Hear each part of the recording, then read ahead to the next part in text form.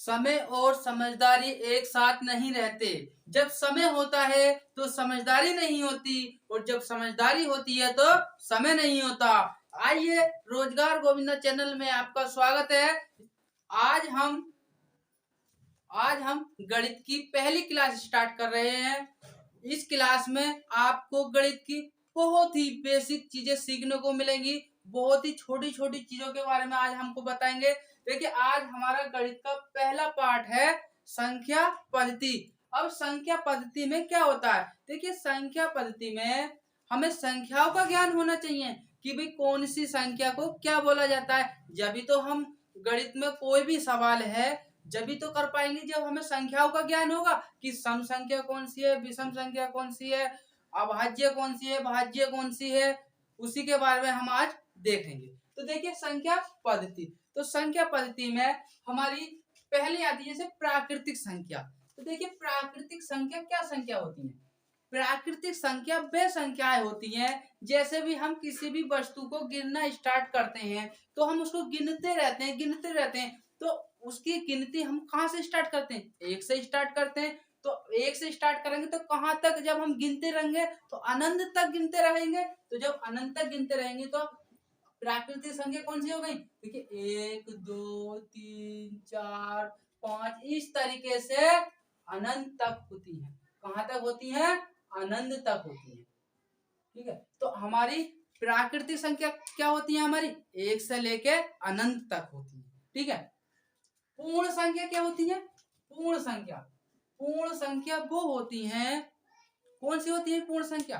पूर्ण संख्या वो होती है जो 0 से स्टार्ट होती हैं, कि पूरी पूरी आ गई उसमें हमारी। ठीक है, कि देखिए 0 1 2 3 4 मतलब इस तरीके से ये भी कहाँ तक होती है?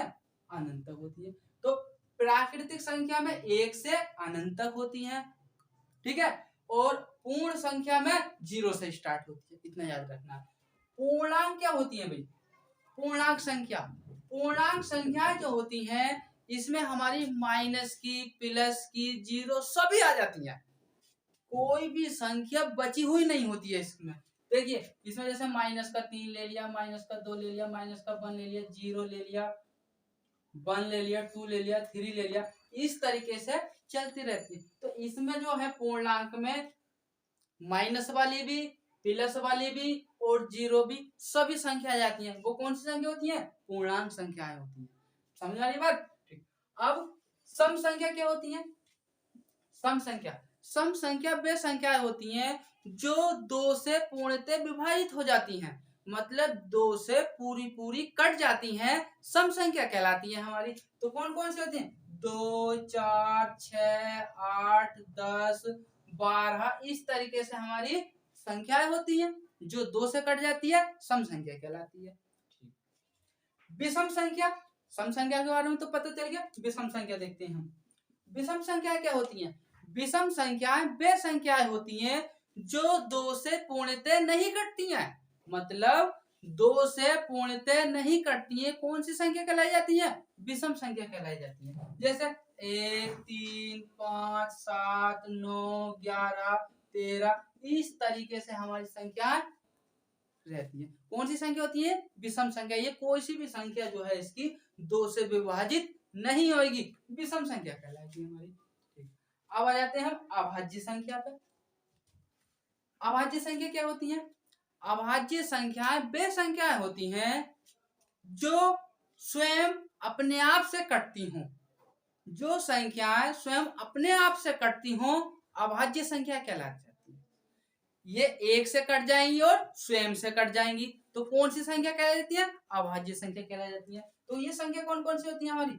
2 3 5 7 11 13 17 इस तरीके से ये कोई सी भी संख्या जो 1 से कट सकती है या अपने आप से कट जाती है, अभाज्य संख्या कहलाती है हमारी। ठीक है, अभाज्य के बारे में हमें पता चल गया। क्लियर? भाज्य संख्या क्या होती है? भाज्य संख्या वे संख्याएं होती हैं जो जिनके गुणनखंड 1 से अधिक बने, भाज्य संख्या कहलाई जाती है। जिनके गुणनखंड 1 से अधिक बने भाज्य संख्या कहलाई जाती है। तो भाज्य संख्या जैसे कौन कौन सी होंगी, 4, 12, 16, 21, इस तरीके से संख्या क्या है हमारी, ये है हमारी भाज्य संख्या। देखिए ये 1 से भी कट जाएगी, 2 से भी कट जाएगी, बन गए गुणनखंड इसके 1 से अधिक। ये 2 से भी कट जाएगी, 3 से भी कट जाएगी, 4 से भी कट जाएगी, तो 6 से भी कट जाएगी, तो हो गए नहीं हो गए इसके कई सारे गुणनखंड। ऐसी 16, ये भी कई संख्याओं से कट जाएगी। ऐसी 21, ये भी कई 2 संख्याओं से कट जाएगी। तो ऐसे ही 1 से अधिक जिसके गुणनखंड बने वह संख्या भाज्य संख्या कहलाई जाती है। परिमेय संख्या, परिमेय संख्या क्या होती है भाई, परिमेय संख्या, परिमेय संख्या जो होती हैं ये हमारी P अपॉन Q के रूप में होती है। कैसी संख्या होती है ये हमारी P अपॉन Q के रूप में होती है। मतलब कि P अपॉन Q का मतलब है कि कोई संख्या, एक संख्या हमारी ऊपर होगी, उसके बटे में एक संख्या और होगी, तो ऐसी संख्या क्या कहलाई जाती है, हमारी परिमेय संख्या कहलाई जाती है। तो देखिए परिमेय संख्या, इसका एग्जाम्पल देख लेते हैं। देखिए परिमेय संख्या की एक चीज हम बहुत अच्छे से समझ रहे हैं कि P अपॉन Q के रूप में तो होती है, पर Q बराबर 0 नहीं होना चाहिए हमारा, Q बराबर 0 नहीं होना चाहिए। जैसे इसके एग्जाम्पल जैसे कि 3/5, 7/9, ये सब कैसी संख्या है हमारी, ये हमारी संख्या है परिमेय संख्या।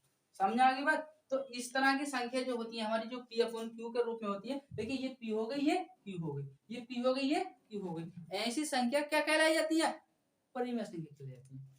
अब अपरिमेय संख्या, अपरिमेय संख्या क्या संख्या होती है भाई, अपरिमेय, देखिए अपरिमेय संख्याएं वे संख्याएं होती हैं जो P अपॉन Q के रूप में नहीं होती हैं। परिमेय संख्या तो P अपॉन Q के रूप में होती है, पर अपरिमेय संख्या P अपॉन Q के रूप में नहीं होती हैं। तो ये क्या होती है, P अपॉन Q के रूप में नहीं होती। क्या होती है ये, P अपॉन Q के रूप में नहीं होती है। जैसे एग्जाम्पल के तौर पर, जैसे कि हमने ले लिया √2, हमने ले लिया √3, हमने ले लिया √5, तो ये ऐसी संख्या होती है हमारी, ठीक है, ये क्या होती है, ये रूट में होती है हमारी, तो ये अपरिमेय संख्या होगी। तो आपको संख्याओं के बारे में पूर्णतः पता हो गया होगा कि हमारी संख्याएं जो हैं कौन सी संख्या को क्या बोला जाता है, ठीक है। जब हमें संख्याओं का ज्ञान होगा तो हम सवाल को करने में बहुत आसानी होगी। तो अब इनके ना नोट करके कुछ बातें देख लेते हैं। तो देखिए प्राकृतिक संख्या, एक बार हम इसको रिवाइज कर लेते हैं।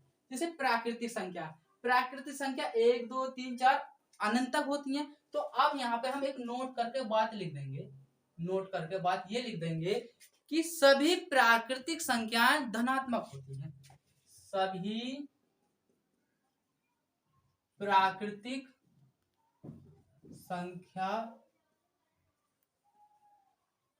धनात्मक होती है, सभी प्राकृतिक संख्याएं धनात्मक होती हैं। एक बात पता चल गई हमारी प्राकृतिक संख्या से। अब पूर्ण संख्या में देख लेते हैं। तो पूर्ण संख्या का एक बात इसमें देख लेते हैं कि भाई सबसे छोटी पूर्ण संख्या क्या है।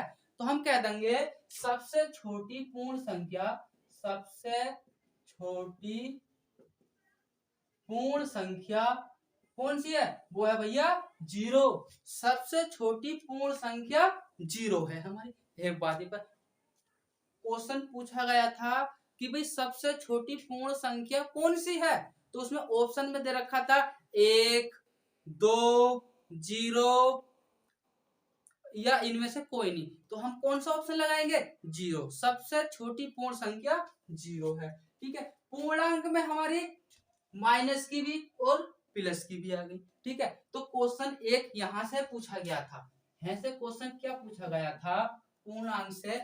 ध्यान से समझना, ये क्वेश्चन बहुत बार पूछा गया है एग्जाम में कि भैया 0 जो है कैसी संख्या है, 0 कैसी संख्या है, 0 कैसी संख्या है।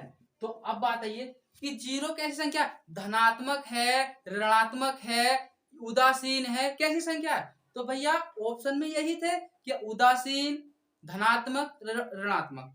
तो 0 कैसी संख्या है, मतलब शून्य, शून्य जो है ये कैसी संख्या है, तो कैसी संख्या भैया, उदासीन संख्या है। कैसी है, उदासीन, उदासीन संख्या है। कैसी है, उदासीन संख्या। इसे बहुत अच्छे से समझना है आपको कि 0 जो है उदासीन संख्या है। अब सम संख्या, सम संख्या क्या भाई, सम संख्या तो जो 2 से विभाजित हो जाती है सम संख्या होती है हमारी। विषम संख्या वो होती है जो क्या हमारी, जो हमारी क्या होती है, जो हमारी 2 से विभाजित नहीं होती है, विषम संख्या कहलाई जाती है। तो अब जो है एक नोट करके बात लिखेंगे, एक एक जो है क्या है भैया, एक ना तो भाज्य है और ना, एक ना तो एक एक क्या है, एक ना तो सम संख्या है और ना हमारी अभाज्य संख्या है। एक ना तो हमारी भाज्य है और ना अभाज्य है, ठीक है, ऐसे याद रख लेंगे हम इसको। ठीक, अब अभाज्य संख्या इसको देख लेते हैं नोट करके बाद। अभाज्य संख्या, अभाज्य संख्या सबसे छोटी अभाज्य संख्या कौन सी है, तो सबसे छोटी अभाज्य संख्या वो कितनी है, 2। तो देखिए ये अभाज्य संख्या जो है सबसे छोटी 2 है, तो 2 जो है ये सम भी है और सबसे छोटी भी है। तो देखो भाई, सबसे छोटी अभाज्य अभाज्य संख्या वे सम संख्या कौन सी है भाई, वो कौन सी है, 2 है। कौन सी है, 2 है। क्लियर होगी बात, ठीक है। भाज्य का आपको पता चल गया, आपरी में है। तो देखिए ये कुछ हमारी पॉइंट वाली बातें थी, इनको हमें अच्छे से याद रखना है कि हमारी सभी प्राकृतिक संख्या धनात्मक होती है, सबसे छोटी पूर्ण संख्या 0 है, और शून्य कैसी संख्या है, उदासीन है, और सबसे छोटी अभाज्य संख्या व सम संख्या कौन सी है, वो कौन सी है, 2 है। ठीक है, तो अब देखते हैं, हम देखते हैं अब जो है हमें ये पता चल गया कि सबसे छोटी है। अब आपरी में, तो आपरी में एक क्वेश्चन यहाँ से नोट करके बात ये लिख लीजिए आप कि पाई, पाई जो है, पाई का मान जो होता है हमारा, देखो पाई का मान 180 भी होता है, 22/7 भी होता है, पर पाई जो है कैसी संख्या है, तो पाई एक अपरिमेय संख्या है, अपरिमेय संख्या है। ठीक है, तो ये हमने कुछ नोट करके बातें लिखवाई हैं, एग्जाम में यहीं से क्वेश्चन पूछा जाता है। ठीक है, तो जो है आप इसको बहुत अच्छे से देखिए। अब जो है आपको इनको पता हो गया। अब आपको हमारी वीडियो अच्छी लग रही है तो लाइक करें और सब्सक्राइब करें, और जो हमारी वीडियो पर पहली बार आए हैं वो सब्सक्राइब जरूर करें। ठीक है, जो भी हम अब वीडियो अपलोड करेंगे वो आप तक पहले पहुंच जाएगी। ठीक है, अब हमने ये संख्या के बारे में जानकारी हो गई है, पूरी जानकारी हो गई है कि संख्याएं हमारी किस तरह की होती है, कैसी कैसी होती है। अब संख्या के कुछ नोट करके बात लिखवाऊंगा, वो एग्जाम में जरूर पूछे जाते हैं। क्वेश्चन करने के बावजूद भी हम आंसर गलत कर देते हैं, उनको देख लेते हैं हम, देख लेते हैं हम संख्याएं। अब संख्याएं जो हैं हमारी, नोट करके बात है हमारी, इन बात को बहुत अच्छे से समझना है। यही गलती कर देते हैं हम, पूरा सवाल करने के बावजूद हम आंसर गलत कर देते हैं। वो कहाँ कर देते हैं अब समझाएंगे हम आपको। तो देखिए कोई भी संख्या है हमारी, हमने जैसे क्या हमारे ऑप्शन दे रखे हैं, 0, इन्फिनाइट, 1, ये ऑप्शन है हमारे। ठीक है, और नॉट डिफाइंड, नॉट डिफाइंड, ये हमारे 4 ऑप्शन है। ठीक है, अब 4 ऑप्शन में हम 4 ऑप्शन दे रखे हैं, जो सवाल कराएंगे ना इन उस सवाल के ये 4 ऑप्शन है, इसमें देखना है आपको। जैसे कोई भी संख्या है हमारी, अगर कोई संख्या हमारी ऊपर 0 बन जाए और नीचे हमारा 1 हो, नीचे 1 की जगह ऊपर 0 बन जाए, कोई भी वैल्यू, कोई भी संख्या हमारी ऊपर 0 बन जाए और नीचे कितनी संख्या हो, तो वो हमारी संख्या क्या बन जाएगी। तो देखिए जब अगर हमारी संख्या ऊपर 0 बन गई, जब ऊपर 0 बन गई तो पूरी वैल्यू क्या हो जाती है, 0 हो जाती है। पूरी वैल्यू क्या हो जाती है, 0 हो जाती है। तो इसका आंसर क्या लगाएंगे हम, 0 लगाएंगे। ये बात आपको पता चल गई, ये पहली बात। दूसरी बात ये कि अगर कोई भी संख्या, अगर जैसे मेरा ऊपर 1 आ गया और नीचे 0, पूरी संख्या नीचे की 0 बन गई और ऊपर संख्या कुछ भी है, 1, 2, 5 अनंत तक कोई भी संख्या दे रखी है और नीचे 0 बन जाए, तो पूरी वैल्यू क्या हो जाती है, वो क्या हो जाती है, वो हो जाती है हमारी इनफिनाइट। क्या हो जाती है, इनफिनाइट। तो देखिए अगर इस तरह के चारों ऑप्शन दे रखे होंगे आपको, तो आप नीचे 0 बन जाए और ऊपर कितनी संख्या दे रखी हो, तो वैल्यू क्या बन जाएगी हमारी, इनफिनाइट बन जाएगी। तो इसका आंसर क्या लगाएंगे हम, इनफिनाइट लगाएंगे। क्लियर हो गई बात हमारी। तीसरी बात देख लेते हैं हम। तीसरी बात, अगर कोई संख्या कटने के बाद ऊपर जीरो बन जाए और कटने के बाद नीचे भी जीरो बन जाए तो बराबर क्या आएगा? तो देखिए, कोई भी संख्या कटने के बाद ऊपर जीरो बन गई, नीचे जीरो बन गई, जब जीरो बन गई बराबर क्या आएगा? तो देखिए क्या आता है हमारा, यहां कर देंगे हम नॉट डिफाइंड। क्या कर देंगे? Not defined. समझ में आ रही है बात? ये तीनों बातों का बहुत ही अच्छे से हमें ध्यान रखना था। इसका ऑप्शन क्या बन जाएगा हमारा? नॉट डिफाइंड बन जाएगा हमारा। क्लियर हो गई बात? तो इन बातों को, तीनों बातों को हमें अच्छे से समझ में आ गई है। ठीक है, इनको बार बार मतलब बार बार के एक ही बार समझ लेना कि भाई अगर ऊपर जीरो बन जाए तो पूरी वैल्यू जीरो हो गई, अगर नीचे जीरो बन जाए ऊपर कोई भी संख्या हो तो इनफाइनाइट हो गई, अगर ऊपर भी जीरो नीचे भी जीरो तो नॉट डिफाइन हो गई। ठीक है, अब जो देखेंगे हम स्थानीय मान देखेंगे और जातीय मान देखेंगे। हम ये जो वीडियो बना रहे हैं बिल्कुल बेसिक से बना रहे हैं। जो भी हमारे गणित सीखना चाह रहे हैं, जो भी बच्चे, जो भी स्टूडेंट्स, वो इस वीडियो को शुरू से देखें आप, और हमारी हर एक वीडियो देखें। आपसे 2 महीने के अंदर अंदर गणित आ जाएगा, ये हमारा दावा है। ठीक है, तो अब देख लेते हैं हम स्थानीय मान। ठीक है, फिर देख लेते हैं। देखिए हमारा क्या स्थानीय मान, स्थानीय मान, स्थानीय मान। देखिए स्थानीय मान क्या होता है? स्थानीय मान वह होता है जो भी हमारी संख्या दे रखी होती है और वो जिस भी स्थान पे लिखी हुई होती है वही हमारा क्या होता है, उसका स्थानीय मान होता है हमारा। ठीक है, जैसे मैंने लिखा 3 5 7 8 2 4, इस तरीके से मैंने संख्याएं लिख दी। ठीक है, तो अगर हम हर किसी का स्थानीय मान देखेंगे, स्थानीय मान हर किसी का निकाल के देखेंगे, फिर उसके बाद हम एक संख्या का निकाल कर देखेंगे। तो अगर हम 4 का स्थानीय मान देखें, 4 का स्थानीय मान देखें तो 4 का स्थानीय मान क्या होगा? तो भाई 4 का स्थानीय मान क्या होगा? वो 4 ही होगा। क्या होगा? 4 ही होगा।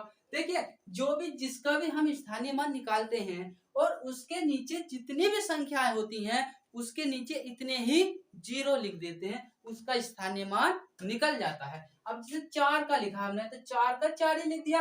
अब इसके नीचे तो कोई संख्या ही ना, तो जब संख्या ही ना तो भैया जीरो हम नहीं लिखेंगे। हम 1 से गुणा कर सकते हैं इसमें, तो 1 की 4 की गुणा 1 से करेंगे तो 4 ही आएगा, तो गुणा करने की भी कोई जरूरत नहीं है। अगर 4 का स्थानीय मान पूछा है तो 4 ही रहेगा। अगर 2 का स्थानीय मान कहें हम आपसे कि 2 का स्थानीय मान क्या होगा, तो 2 तो हमने लिखा ही। अब 2 के बाद एक ही तो संख्या है, तो जब एक ही संख्या है तो हम क्या लिख देंगे? एक जीरो बढ़ा देंगे। अगर 8 का स्थानीय मान पूछा जाए आपसे तो 8 तो है ही हमारा। अब 8 के नीचे क्या संख्या दे रखी है? 2 संख्या दे रखी है, 1 2, तो 2 जीरो लगा देंगे हम, 1 2 जीरो लगा दिए हमने। ठीक है, अगर इसी तरह से 7 का स्थानीय मान हम निकालें तो 7 के नीचे 1 2 3 संख्या दे रखी है, तो 1 2 3 संख्या हो गई। इसी कायदे से 5 का देख लेते हैं। 5 के नीचे 7 6 मतलब 1 2 3 4 संख्या दे रखी है, तो 1 2 3 4। ऐसी 3 का देखें हम तो 3 का देखें 1 2 3 4 5, क्योंकि 3 के नीचे 1 2 3 4 5 संख्या दे रखी है, तो हर किसी का स्थानीय मान निकल गया हमारा। इस तरह से हम संख्याओं का स्थानीय मान निकालते हैं। अब इसी एग्जाम्पल के तौर पे एक संख्या देख लेते हैं। जैसे मैंने लिखा 3 8 1 5 2। ठीक है, तो अब इसमें मैं कहूं आपसे कि ये बताइए आप कि इसमें एक का स्थानीय मान क्या होगा? एक का स्थान, अब मैं सब हर एक का नहीं निकाल लिया अलग अलग, सिर्फ एक ही संख्या का निकाल लिया हूं, इसका एक का, कि एक का स्थानीय मान क्या होगा। तो आपने देखा भी एक का स्थानीय मान एक तो हम लिखेंगे, पर एक के नीचे कितनी संख्याएं और हैं? तो आपने देखा एक और दो, दो संख्याएं और हैं, तो भैया 2 जीरो लगा देंगे आप। तो आप क्वेश्चन बना हमारा कि भैया एक का स्थानीय मान कितना निकल कर आया? 100 आया। कितना आया? 100 आया। यही हमारा क्या हो गया? आंसर हो गया। तो स्थानीय मान निकालना सीख गए आप। ठीक, अब देखते हैं हम जातीय मान क्या होता है। क्या होता है जातीय मान? तो जातीय मान देख लेते हैं हम। तो देखिए जातीय मान देखते हैं हम। जातीय मान, स्थानीय मान के बारे में तो हमें पता चल गया। ठीक है, अब देखते हैं हम जातीय मान। देखिए जातीय मान क्या होगा हमारा।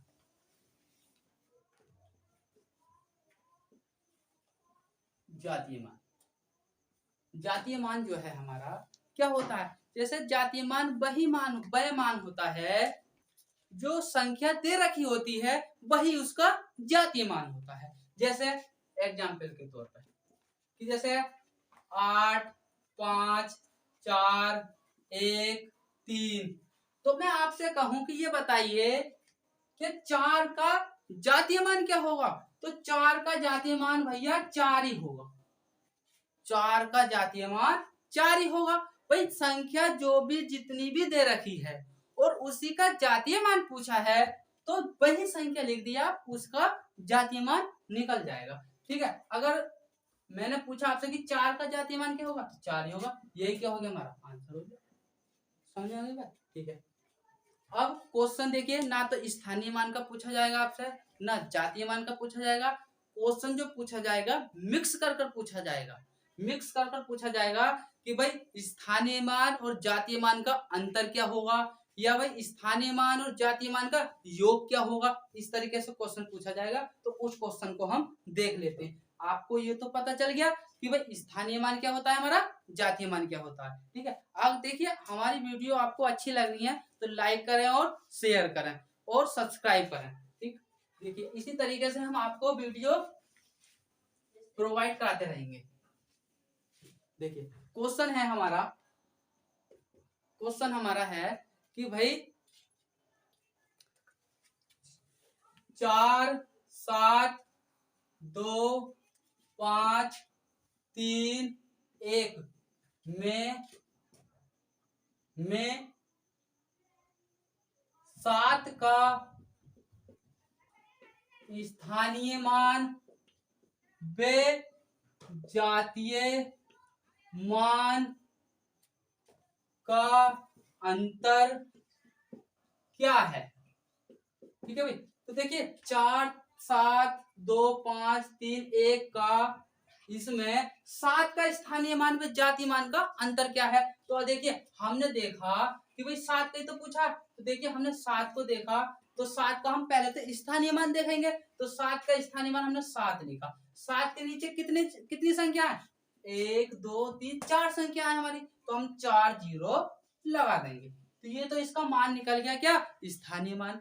अब 7 का ही जातीय मान, अब भाई 7 का ही हम जातीय मान निकालेंगे, तो 7 का जातीय मान कितना होगा, 7 ही होगा, क्योंकि हमें पता है जातीय मान में जोन सी संख्या निकाली जाती है वही हमारा जातीय मान होता है, वही संख्या आती निकल के।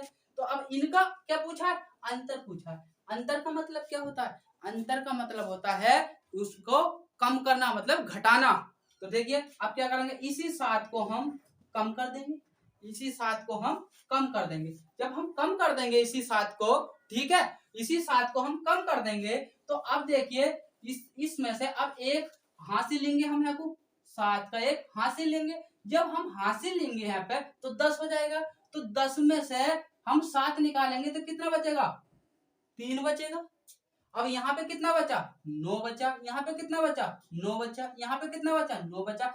अब यहाँ से हमने हासिल लिया है, जब हासिल लिया है तो यहाँ कितना बचा, 6 बचा। तो देखिए 7 का स्थानीय मान में जातीय मान का अंतर कितना आया, तो कितना आया भैया, इकाई, दहाई, सैकड़ा, हजार, 10,000, मतलब कि 69,993। कितना आया, 69,993 इनका आंसर आ गया निकल के हमारा। तो देखिए अब जो है आपको हमारी वीडियो अच्छी लगी है तो लाइक और सब्सक्राइब करें, और इसी तरह की हम वीडियो आपको रोज डेली प्रोवाइड कराएंगे, और हमारी वीडियो में बने रहिए, और इसी कायदे से आपको हम मैथ 2 महीने के अंदर अंदर बिल्कुल सिखा देंगे। ठीक है।